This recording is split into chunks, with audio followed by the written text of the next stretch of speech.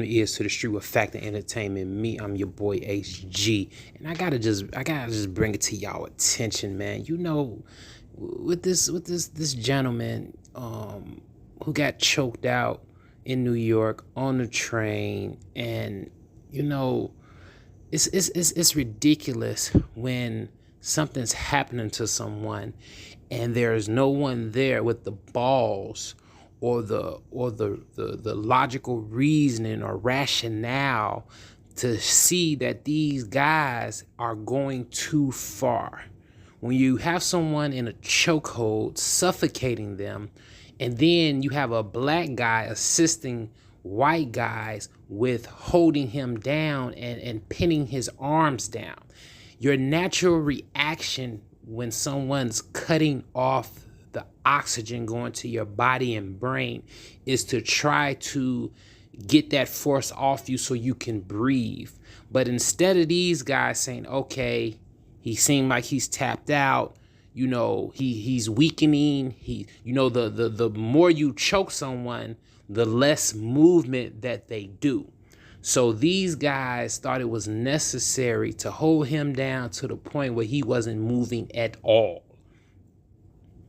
And now what do you have? A dead individual who probably was, you know, to some degree irate on the train. You know, he was a regular train performer. People have seen him. People have known him. And based off the accounts, you know, he was hooping and hollering about being hungry and needing some help. You know, he was frustrated. But there's a lapse of controllability to the point where you're just yelling on a train. And I've rode the L train in Chicago going downtown thousands of times. It's expected when you're on the train. It's expected to run into the homeless guy who's dancing or begging or trying to sell cigarettes or, you know, selling candy. You know, this is normal stuff. We see this all the time when we ride public transportation. We see sometimes mentally challenged people on there wandering the train carts.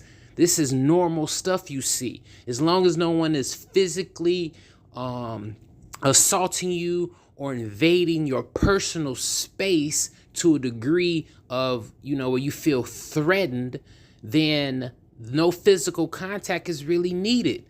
I've been on the train plenty of times going downtown on the L train from 87th Street. And there would be people walking the carts, yelling, saying crazy stuff. You know, people that's hungry. You know, this is normal stuff. This is especially in New York. I see if we were in some, you know, some rural area or, you know, some place that doesn't have high pedestrian you know, just high pedestrian levels, you know. But in New York, come on, I've been to New York. I've been there. This is normal stuff. And, you know, this black guy who's holding his hands, like, and all the other passengers, you don't see that you're killing someone. Like, you can't reason with yourself in the moment and say, man, this guy is actually dying and I'm assisting it. And then this guy his defense fund raises $2.2 million.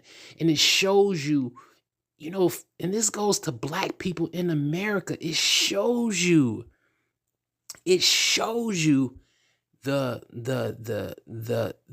imbalance in this country. The imbalance, it shows you that. How this guy who killed someone, I think was only charged with second-degree manslaughter, if that, can raise $2.2 million for his defense. All America stood behind him. But we can have political prisoners or any type of prisoners, wrongfully charged, incarcerated individuals who the community won't even raise $5,000 for them. $5,000 for them. You know, it's just ridiculous, the imbalance in this country. But you have black people who defend the judicial system, defend the legislative system under some false illusion that they have equal rights. Hopefully you don't get choked out on a train one day for having a bad day. Make sure y'all hit that like and subscribe button. With Fact and Entertainment, me ears to the street. I'm out.